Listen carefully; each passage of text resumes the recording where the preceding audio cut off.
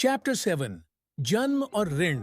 परिमल का मानना था कि अब तक उसने एलएसडी के बारे में जो कुछ भी सुना था वह उसके जीवन में उसके अनगिनत रूपों का संक्षेप में वर्णन करने हेतु पर्याप्त था।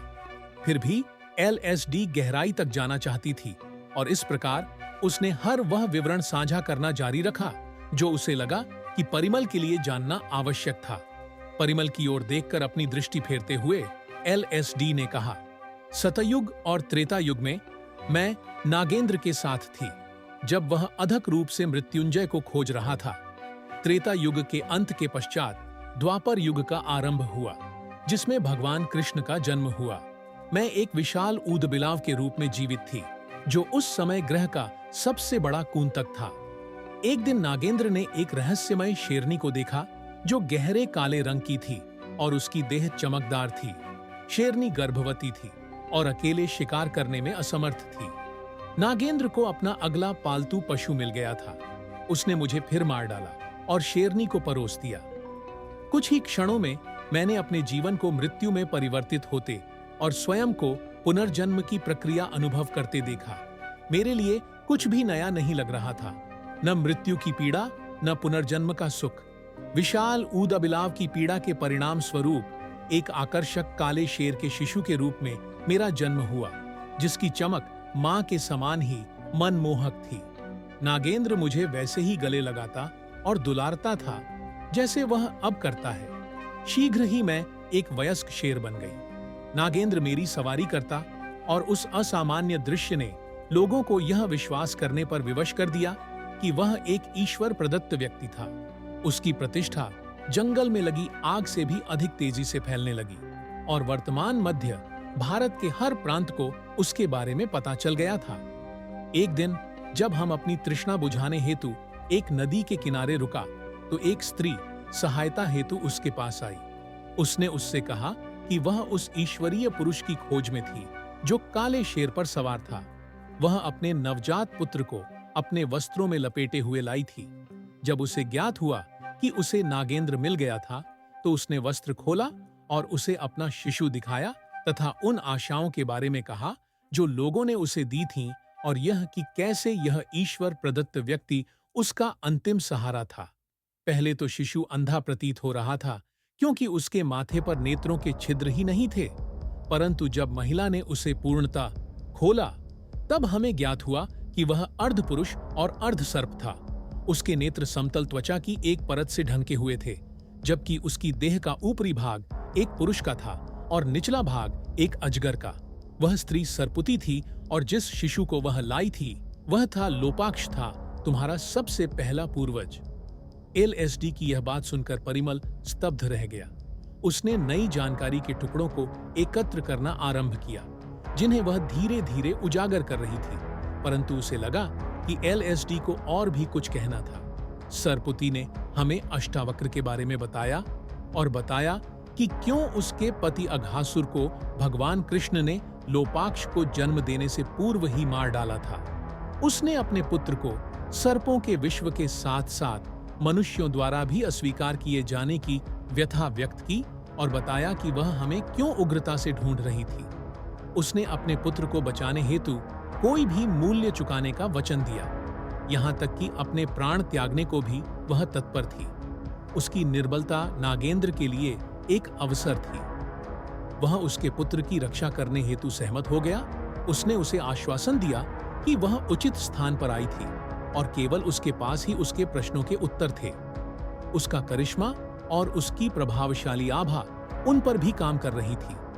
नागेंद्र ने अपनी शर्तें रखीं कि उसके पुत्र को दृष्टि और पूर्ण मानव देह तभी प्राप्त होगी जब सरपुत्री शपथ लेगी कि उसके वंश की आने वाली पीढ़ियां नागेंद्र की सेवा करने के लिए बाध्य होंगी। यह तब तक जारी रहेगा जब तक वे नागेंद्र की सेवा करते रहेंगे और एक बार जब उनके पुत्र नागेंद्र की सेवा करने के योग्य हो जाएंगे तब तक सेवा करने वाली पीढ़ी अंततः अर्ध सर्प और अर्ध मानव के अपने मूल स्वरूप में मृत्यु को प्राप्त हो जाएंगी। बुद्धिमान होने और सब कुछ देखने वाले नेत्र होने के उपरांत सरपुती उस निकटवर्ती दुख को नहीं देख सकी जो उसकी आने वाली पीढ़ियों पर भारी पड़ेगा। अपने पुत्र के प्रति प्रेम से अभिभूत होकर उसने सभी शर्तें स्वीकार कर लीं। इस प्रकार नागेंद्र को अपना अगला दास मिल गया। स्मरण है जब तुमने मुझे अपने अतीत के बारे में बताया था और कहा था कि तुम नागेंद्र से कैसे जुड़े हुए हो, और मैंने तुम्हें बताया था कि मैं सरपुती एवं लोपाक्ष के बारे में जानती थी, क्योंकि मैंने उनके बारे में सोते समय नागेंद्र की कही कथाओं में सुना था। मैंने असत्य कहा था। यह सोने के समय की कथा नहीं थी, अपितु एक घटना थी जिसकी मैं प्रत्यक्षदर्शी थी। जब यह सब हुआ, मैं काले शेर के रूप में उसके ठीक बगल में थी। तब से तुम्हारे पूर्वज पीढ़ी दर पीढ़ी नागेंद्र की सेवा करने के अभिशाप के साथ वरदान की हवेली में फंस गए, और मैं उनकी पालतू बनकर रह गई तथा सभी प्रकार के पशु रूपों में नागेंद्र की सेवा करती रही, जिन्हें अब तुम अपनी हवेली की दीवारों पर लटके हुए चित्रों में देखते हो। इसके साथ ही LSD ने परिमल के नेत्रों में देखा, जो पहले से ही उस पर अटके हुए थे। वे केवल यही विचार कर सकते थे कि नागेंद्र के साथ उनके आपसी बंधन से परे उनका जीवन कितना जटिल और दूर तक एक दूसरे से जुड़ा हुआ था। LSD ने आगे कहा, द्वापर युग में मैंने जो एक और बड़ी घटना देखी, वह महाभारत में द्रोणाचार्य की मृत्यु थी। द्रोणाचार्य अश्वत्थामा के पिता। परिमल चकित होकर नए रहस्योद्घाटन को समझने का प्रयास कर रहा था, जो किसी न किसी प्रकार LSD द्वारा अब तक कही गई हर बात से संबंधित था। हाँ, द्रोणाचार्य पांडवों एवं कौरवों के गुरु, अनुकरणीय सैन्य कौशल और ज्ञान से परिपूर्ण पुरुष, महर्षि भरद्वाज के पुत्र तथा अश्वत्थामा के पिता। द्वापर युग के दौरान जब भगवान कृष्ण किशोरावस्था में प्रवेश करने वाले थे और कुरुक्षेत्र का युद्ध अभी कुछ समय दूर था, तुम्हारे पूर्वजों ने नागेंद्र की सेवा करनी आरंभ कर दी थी, और वृद्ध काले शेर के रूप में मेरी मृत्यु हो गई थी। फिर मैंने एक मक्खी के रूप में पुनर्जन्म लिया, जो कि मेरे द्वारा अनुभव किया गया सबसे छोटा जीवन काल था, 14 दिन। केवल एक पखवाड़े के भीतर मैंने एक काले शेर के रूप में मरकर, एक मक्खी के रूप में और फिर हाथी के एक बच्चे के रूप में पुनर्जन्म लेकर 3 भिन्न जीवन पार किए। हाथी के बच्चे के रूप में ही नागेंद्र ने मुझे बड़े पैमाने पर प्रशिक्षण देना आरंभ कर दिया था। मुझे जो खिलाया जाता था उस पर वह अच्छी दृष्टि रखता था और मेरे रख रखाव पर पूरा ध्यान देता था। मुझे विभिन्न अस्त्रों के सभी प्रकार के प्रहारों को सहन करने, युद्ध के दौरान अपने सवार की रक्षा करने और आदेशों का पालन करने के लिए प्रशिक्षित किया गया था, जिसमें शत्रु के रथों, घोड़ों और अन्य हाथियों को क्षति पहुंचाना भी शामिल था। कुछ वर्षों के कठोर प्रशिक्षण के पश्चात मैंने युद्ध में अपनी देह के सभी अंगों का अस्त्र के रूप में प्रयोग करने में महारत हासिल कर ली थी। जब वह मुझे लेकर कुरुक्षेत्र पहुंचा, जहां सभी योद्धाओं एवं साम्राज्यों ने युद्ध में भाग लिया, तो सारा प्रशिक्षण उनके लिए उपयोगी साबित हुआ। वह ओम, जो उस समय विदुर की भूमिका निभा रहा था, की खोज में एक साधारण सवार के रूप में कौरवों की सेना में जुड़ गया, परंतु तब नागेंद्र को इसकी जानकारी नहीं थी। विदुर उन अत्यंत कम लोगों में से एक थे जिन्हें युद्ध में भाग लेना अस्वीकार्य था। नागेंद्र युद्ध की धूल भरी आंधियों में ओम का मुख ढूंढता रहा। तुमने महाभारत युद्ध में भाग लिया था? परिमल ने प्रश्न किया। हाँ, और मैं भीम द्वारा मारी गई। LSD का स्वर दुख भरा था। भीम, वह शक्तिशाली और दुर्जेय पांडव जिसने बाद में दुर्योधन को मार डाला? परिमल ने पुष्टि की। हाँ, LSD ने गंभीर किंतु चिड़चिड़े स्वर में उत्तर दिया। क्यों? जिज्ञासु परिमल ने पूछा। द्रोणाचार्य सर्वोच्च एवं सबसे महान योद्धाओं में से एक थे। ऐसे योद्धा को सरल रणनीतियों से पराजित करना असंभव था, परंतु कृष्ण एक ऐसी योजना लेकर आए थे जो हर किसी की समझ से परे थी। उन्होंने पांडवों से बस उनके निर्देशों का पालन करने को कहा। उनकी शरारतपूर्ण ढंग से बनाई गई रणनीति एक हाथी को मारने की थी, जिसका नाम अश्वत्थामा था, जो द्रोणाचार्य के पुत्र का भी नाम था, और फिर द्रोणाचार्य को यह विश्वास दिलाना था कि वह उनका पुत्र था जो युद्ध भूमि में मारा गया था। कृष्ण के सुझाव पर भीम ने हाथी को मार डाला। क्या तुम अश्वत्थामा नामक हाथी थी जो मारा गया था? परिमल ने अधिक जानने के लिए उत्सुक और चौड़े नेत्रों के साथ अपने अनुमान को व्यक्त किया। साथ ही उसकी कथा के हर पहलू के बीच संबंध को समझने का प्रयास किया। हाँ, मैं ही थी। भीम ने वैसे ही किया जैसे योजना बनाई गई थी, क्योंकि द्रोणाचार्य को पराजित करने का यही एकमात्र उपाय था। उसने मुझे मार डाला और त्वरित अपने कर्कश स्वर में घोषणा की, अश्वत्थामा हता इत्, अर्थात अश्वत्थामा मारा गया। सशंकित द्रोणाचार्य ने उस दिन के युद्ध में फैल रही इस अफवाह पर ध्यान नहीं दिया और युधिष्ठिर के पास पहुंचे, जो सत्य और धर्म के पालन के लिए जाने जाते थे। क्या यह सत्य है जो मैंने सुना है? क्या मेरा पुत्र मारा गया है? क्या अश्वत्थामा की मृत्यु हो गई है? मुझे उत्तर दो। द्रोणाचार्य ने युधिष्ठिर से प्रश्न किया। युधिष्ठिर ने धीमे स्वर में उत्तर दिया और कहा, अश्वत्थामा हत इत्थ नरो व कुंजरो वा। इसका अर्थ था अश्वत्थामा मारा गया है, पता नहीं पुरुष है या हाथी। यद्यपि द्रोणाचार्य युधिष्ठिर के उत्तर का दूसरा भाग नरो व कुंजरो वा, पता नहीं पुरुष या हाथी, नहीं सुन सके, क्योंकि कृष्ण ने योद्धाओं को विजय के बिगुल और तुरही इतनी जोर से बजाने का निर्देश दिया था जिससे रणभूमि का ध्यान भटक जाए और युधिष्ठिर के मुख से निकले शेष शब्द भी दब जाए। द्रोणाचार्य केवल अश्वत्थामा हत इत्थ, अश्वत्थामा मारा गया, कथन का पहला भाग ही सुन पाए। चकित व निराश द्रोणाचार्य अपने रथ से उतर गए और रक्त से लथपथ भूमि पर सिर झुकाकर बैठ गए और अपने पुत्र के लिए विलाप करने लगे। तभी निहत थे द्रोणाचार्य का सिर काट दिया गया। युद्ध के नियम का उल्लंघन किया गया। विश्वासघात और ऐसी कपटपूर्ण रणनीति से आचार्य द्रोण की मृत्यु का समाचार अश्वत्थामा तक पहुंचा, जिससे वह क्रोध व प्रतिशोध से भर गया, जिसने उसे इतनी गंभीर त्रुटियां करने के लिए विवश किया कि अंततः उसे ऐसी स्थिति में डाल दिया गया जहां उसे स्वयं कृष्ण द्वारा श्राप दिया गया था। अपनी हवेली में जब तुमने हमारे विवाह से ठीक पूर्व मुझे नम नेत्रों के साथ फ्रेम के सामने खड़ा पाया, जहां मैंने तुम्हें बताया था कि मेरा नाम लतिका है, तो मैं किसी को स्मरण नहीं कर रही थी। मैं अपने पिछले जीवन को देख रही थी। मैं विचार कर रही थी कि मैं धन्वंतरी के शिविर से लेकर विभिन्न आकृतियों एवं आकारों में जन्म लेने से एक पालतू पशु के रूप में सेवा करने तक कितनी दूर आ गई हूं, और मुझे अभी भी उस द्वार तक पहुंचने हेतु कितना आगे जाना है जिसे नागेंद्र खोलना चाहता है। मैं अभी भी नहीं जानती कि उस द्वार के पीछे क्या है, परंतु एक तथ्य के बारे में मैं निश्चित हूं कि जब वह खुल जाएगा तब मुझे मोक्ष प्राप्त हो जाएगा। तब तक मुझे अपने स्वामी के आदेशों का पालन करते रहना चाहिए, जो त्रुटिपूर्वक इस विचार में है कि वह मेरा जीवन साथी है। तुम्हें पता है परिमल, जिस प्रकार मेरी मृत्यु हुई है, मुझे सदैव उसका खेद था, और मैं तब तक इस बात को अनदेखा नहीं कर सकी कि मेरा सम्मान पूर्वक अंतिम संस्कार नहीं किया गया, जब तक कि मैं तुम्हारे पिता के उस पालतू पशु के रूप में नहीं मर गई जो तुम्हें भी प्रिय था। बादल मेरा सफेद हिरण, परिमल ने कहा। हाँ, तुम्हारी हवेली के प्रबंधक शुभेंद्र ने ही बादल का अंतिम संस्कार उचित ढंग से किया था।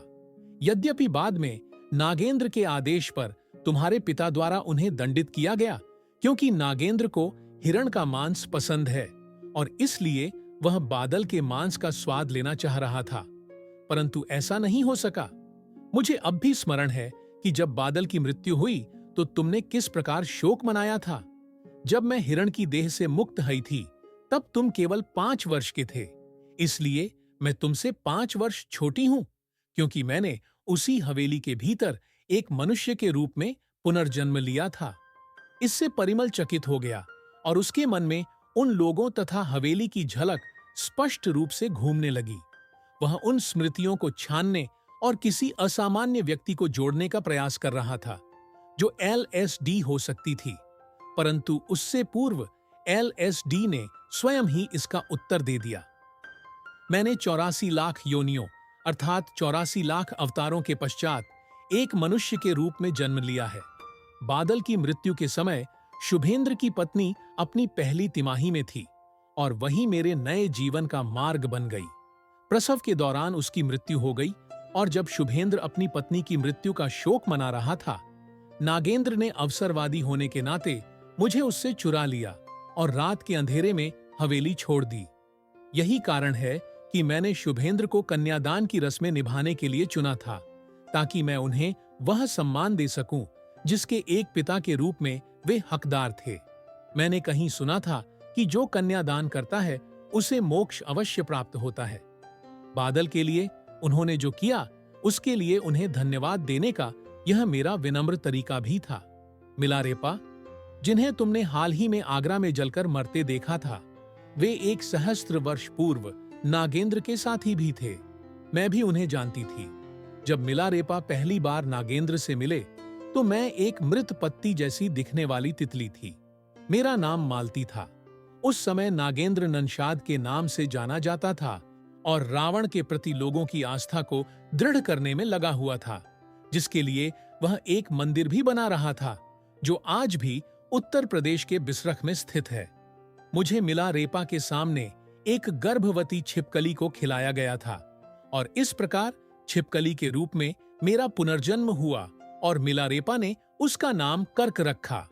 मेरा अगला जन्म कुरूप नाम के लकड़ बग्घे के रूप में हुआ और मुझे मिलारेपा ने नागेंद्र के प्रति विश्वासघात के तहत मार डाला। उस दिन उन्होंने परशुराम और अश्वत्थामा को ओम के अस्तित्व के बारे में सूचित करने के लिए कैलाश पर्वत पर भागने से पूर्व कुरूप और धन्वंतरी को मार डाला। मिलारेपा को सदैव आश्चर्य होता था कि वे जंगली पशु नागेंद्र के आदेशों को कैसे समझते थे और उसकी आज्ञाओं का पालन करते थे तथा उसके कहने पर मिलारेपा पर दृष्टि रखते थे। परंतु उन्हें कभी ज्ञात नहीं हुआ कि मृत पत्ती वाली तितली, छिपकली और लकड़बग्घा सभी में एक ही आत्मा थी मेरी। और यह मेरी पूरी कहानी है परिमल। अब ऐसा कुछ भी नहीं है जो तुम नहीं जानते और इससे अधिक साझा करने हेतु मेरे पास कुछ नहीं। मुझे आशा है कि मैंने तुम्हारे सभी प्रश्नों के उत्तर दे दिए हैं, एक को छोड़कर, परिमल ने कहा। LSD ने परिमल की ओर देखा और उसके पूछने की प्रतीक्षा की। अब हम एक दूसरे के लिए कौन हैं? परिमल ने उसके नेत्रों में देखते हुए पूछा। LSD मौन खड़ी रही। उसके पास इसका कोई उत्तर नहीं था। अपने जीवन के ऐसे महत्वपूर्ण मोड़ पर जब वे माता पिता बनने वाले थे, तब भी वे इस बात से अनजान थे कि उनके बीच किस प्रकार का संबंध था। परिमल ने LSD से उत्तर की आशा में एक क्षण प्रतीक्षा की, परंतु उसकी लंबी चुप्पी ने उसे उत्तर दे दिया। फिर क्रोधित होकर उसने एक दास के समान अपना सिर झुकाकर उसे ताना दिया और वहां से चला गया। LSD उसी भावनात्मक स्थिति में अपने अतीत में खोई रही। इस बीच गुजरात में समुद्र तट को सुरक्षित कर लिया गया और संरक्षित किया गया, परंतु जलमग्न द्वारका सदैव के लिए अदृश्य हो गई। समाचार विभिन्न मृत जलीय पशुओं व मछलियों के ढेर के दृश्यों से भरे हुए थे, जो भारी हवाओं और विशाल उछलती लहरों के परिणाम स्वरूप तट पर जमा हो गए थे। एक और शब्द के खो जाने और एक और विपत्ति के कहर के साथ दुनिया पर संकट गहरा हो गया था। जो लोग इस विनाश के पीछे के कारणों को जानते थे, वे समय की भयानक गति से भी परिचित थे। इस विनाश और शिकार को समाप्त करने के लिए शुक्राचार्य के अगले पड़ाव और उनके शिष्य कहां जाने वाले थे, इसका पता लगाना महत्वपूर्ण था। अब परशुराम ज्ञानगंज लौट आए थे और उसी कुटिया में वेदव्यास से मिलने पहुंचे, जहां अश्वत्थामा और वेदव्यास ओम के अतीत के बारे में सुन रहे थे। ओम ने आशा भरी दृष्टि से परशुराम की ओर देखा, परंतु इससे पूर्व कि वह कुछ कह पाता, परशुराम ने वेदव्यास को बुलाया और चले गए। वेदव्यास खड़े हुए और परशुराम के पीछे गए। ओम के उत्तर प्राप्त करने का उचित समय अभी भी नहीं आया था। वेदव्यास, मुझे आपकी सहायता की आवश्यकता है। आप जो भी कर सकते हैं कीजिए और पता लगाइए कि शुक्राचार्य कहाँ हैं। हमने ऐतिहासिक रूप से 5 महत्वपूर्ण स्थान खो दिए हैं और इसके साथ ही असुरों ने 5 शब्द प्राप्त कर लिए हैं। हमें लगा था कि नागेंद्र की मृत्यु के साथ यह सब समाप्त हो गया था, परंतु ऐसा नहीं है। शुक्राचार्य के असुरों को मारना कोई समाधान नहीं है। हमें शुक्राचार्य को ढूंढना होगा और उन्हें रोकना होगा। अगला शब्द मिलने से पूर्व हमें उन्हें ढूंढना होगा, इसलिए आपको अभी से प्रयास आरंभ करना होगा। वेदव्यास ने उन्हें आश्वासन दिया, मैं उन्हें ढूंढने का हर संभव प्रयास करूंगा। परशुराम को फिर से ज्ञानगंज छोड़ने के लिए मुड़ते देख वेदव्यास ने प्रश्न किया, आप अभी वापस आए हैं, अब कहां जा रहे हैं? एक असुर से भेंट करने। संभव है वे कुछ जानते हों। परशुराम ने आशा भरे स्वर में कहा और चले गए। वेदव्यास अश्वत्थामा एवं ओम के पास वापस गए और कहा, मुझे एक कार्य दिया गया है और मैं कुछ समय के लिए यहां नहीं रहूंगा। अश्वत्थामा ने पूछा, परशुराम कहां हैं? वे चले गए। वेदव्यास ने देखा कि उनके उत्तर ने ओम को कितना निराश कर दिया, परंतु जटिल स्थिति ने उन्हें भी कक्ष से बाहर जाने पर विवश कर दिया। ओम अत्यंत धैर्यवान रह चुका था और अपने अनुरोध के समाधान एवं अनुमति के लिए अब और प्रतीक्षा नहीं कर सकता था। उसने निर्णय लिया कि यदि वह फिर से ज्ञानगंज से बाहर निकलना चाहता है तो उसे कुछ चरम कदम उठाने होंगे, परंतु विद्रोह का रास्ता चुनने से पूर्व वह अंतिम बार अश्वत्थामा को समझाने का प्रयत्न करना चाहता था। इस बात को अपना अंतिम शांतिपूर्ण उपाय मानते हुए ओम ने कथा जारी रखी। मैं न तो दूत की रक्षा कर सका और न ही अपने गांव लौटने के अपने वचन को निभा सका, परंतु मुझे विश्वास है कि निभीषा अभी भी मेरे द्वारा उसे वापस बुलाने की प्रतीक्षा कर रही है, जैसा कि मैंने उसे वचन दिया था। अश्वत्थामा, अब तुम जानते हो कि मुझे क्यों जाना है, मैं यह जोखिम क्यों उठाना चाहता हूं और मुझे क्यों लगता है कि यह मेरे जाने का उचित समय है, अन्यथा अत्यंत विलंब हो जाएगा। कृपया मुझे जाने दो। मुझे निभीषा को मुक्त कराना है। उसे मेरे प्रति अपनी निष्ठा का दंड मिला है। अब जब मुझे अपना वचन स्मरण आ गया है तो मैं उससे अब और प्रतीक्षा नहीं करवा सकता। ओम की भावनात्मक उथल पुथल को जानने, समझने और इस तथ्य से सहमत होने के उपरांत कि निभीषा मुक्त होने की हकदार थी, अश्वत्थामा लड़खड़ा नहीं सकता था, क्योंकि वह एक दायित्व से बंधा हुआ था। मुझे आदेश है कि तुम्हें रोका जाए और तुम्हें ज्ञानगंज से बाहर न जाने दिया जाए। तुम्हें परशुराम की अगली आज्ञा तक यहीं रहना होगा। मैं किसी के आदेश का उल्लंघन नहीं करना चाहता, अश्वत्थामा। मैंने तुम्हें रूपकुंड पहुंचने की शीघ्रता समझाने में बहुत समय व्यतीत कर दिया है। मैं अब और धैर्य नहीं रख सकता। ओम ने कहा, तुमने अपने अतीत में कृपाचार्य की अवज्ञा की और शिशु का जन्म हुआ। अश्वत्थामा ने तर्क दिया और इससे पूर्व कि ओम विरोध कर पाता, अश्वत्थामा ने उस पर अपने तर्कों की बौछार कर दी। मिलारेपा की मृत्यु हो गई। वृषकपि के तो प्राण ही निकल गए। एक शिशु के जन्म के कारण विश्व विनाश के इतने निकट आ गया। ओम मौन खड़ा रहा, परंतु अश्वत्थामा की ओर देखता रहा, जबकि अश्वत्थामा बोलता रहा। ऐसा लग रहा था कि वह क्रोधित था। तुमने एक बार ज्ञानगंज छोड़ दिया था, परंतु मेरी दृष्टि में तुम पुनः ऐसा नहीं करोगे। मुझे क्या उचित या अनुचित लगता है, इसका कोई महत्व नहीं। मैं तुम्हें बाहर नहीं जाने दे सकता। अश्वत्थामा की आवाज धीमी और भारी हो गई। गहरी सांस लेते हुए निराश ओम ने कहा, जिस प्रकार सफेद रंग के भी कई रंग होते हैं, उसी प्रकार अनुचित और उचित के भी कई रंग होते हैं। यद्यपि हम में से कोई भी अनुचित नहीं है, दुर्भाग्यवश इस समय तुम्हारा अधिकार और मेरा अधिकार एक दूसरे के विपरीत खड़े हैं। मैं वही करूंगा जो मेरी दृष्टि में उचित है और तुम वही करो जो तुम्हारी दृष्टि में उचित है। मैं जा रहा हूं। और ओम कुटिया से बाहर जाने लगा। अश्वत्थामा ने चेतावनी दी, मुझे तुम पर अपने आदेश थोपने के लिए विवश मत करो, ओम, क्योंकि तब मुझे तुम्हें इस प्रकार से अपमानित करना होगा जो न केवल तुम्हें शारीरिक रूप से हानि पहुंचाएगा, अपितु हमारे सम्मानजनक संबंध पर भी कुछ दाग लग जाएंगे। मैं भी तुमसे यही अनुरोध करता हूं, अश्वत्थामा, मुझे विवश मत करो। मैं नई मित्रता को सुरक्षित रखने हेतु पुराने संबंध को नष्ट नहीं कर सकता। कृपया मुझे रोकने का प्रयास न करो। ओम ने उत्तर दिया और बाहर चला गया। अश्वत्थामा ने उसका पीछा करते हुए अपनी अंतिम चेतावनी दी, ओम, इससे पूर्व कि मेरे पास कोई विकल्प न रहे, वहीं रुक जाओ। ओम ने ध्यान नहीं दिया और आगे बढ़ता रहा, जिससे अश्वत्थामा क्रोधित हो गया। वह ओम के पीछे दौड़ा और उस पर वार कर दिया। दोनों के बीच युद्ध छिड़ गया।